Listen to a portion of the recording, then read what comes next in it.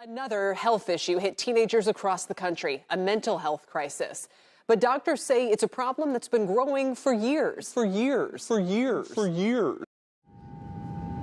My name is Tammy Cerrone, and I am nursing director for inpatient psychiatry services. My name is Allison. I'm a clerical specialist. My name is Ken. I'm a mental health tech here. I'm Jenna. I'm an expressive therapist. My name is Brandon Osborne. I'm the academic tutor. Hi, my name is Kirsten. I'm a social worker. My name is Ashton. I work as a registered nurse. And my name is Zoe Castillo, and we are all mental health care workers in child and adolescent psych.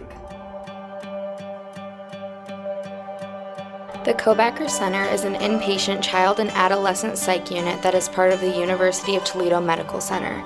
It is one of Ohio's top facilities that is devoted to treating teens that are experiencing an emotional or mental health crisis.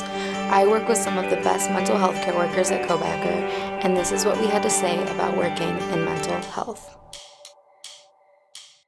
Working with kids is a lot different than working with adults because they are just coming into all those emotions, all those feelings, and they do not know how to express them. And there can be a combination of mental health struggles as well as behavioral struggles, and sometimes it's really hard to tell where that person is. The first thing I usually do when working with the kids is try to build rapport, so usually just joking around with them for a bit. Make sure I approach it in a way where they feel safe and calm and understood. I try to treat the kids like my own child, but obviously with more boundaries.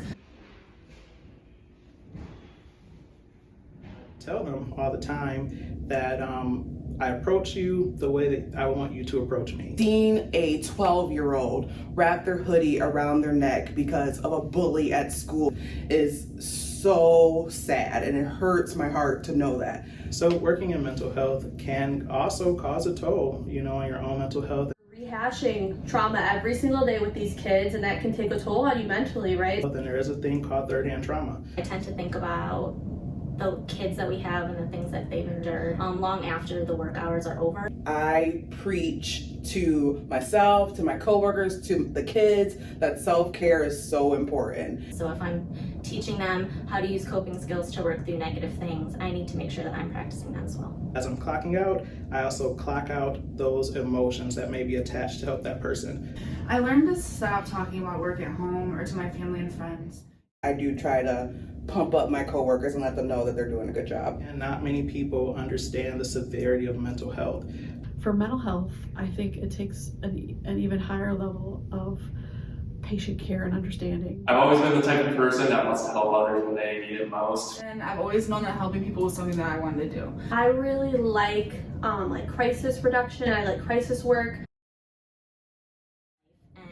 Looking back now as an adult, I wish I would have had a little more guidance and support on how to work through those emotions. So just being able to be that for these kids is really important to me. People who have gone through their own mental health struggles are the perfect people for this. But at the same time, people who are just self-aware of their emotions are also just as well. People who want to go into mental health, they're really great listeners. They care about people. They're empathetic. They feel things. Do you think mental health care workers get enough recognition? No. I'm gonna say no. No. No. No.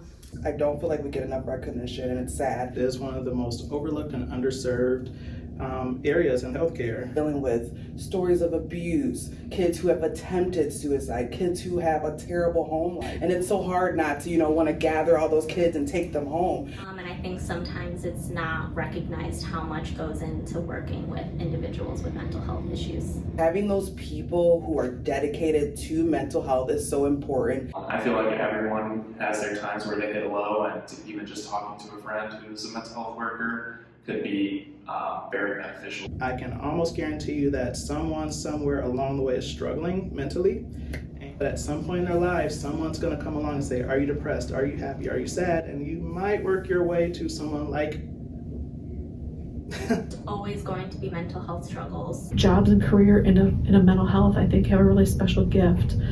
And I appreciate that and try to grow that in people that come through with us.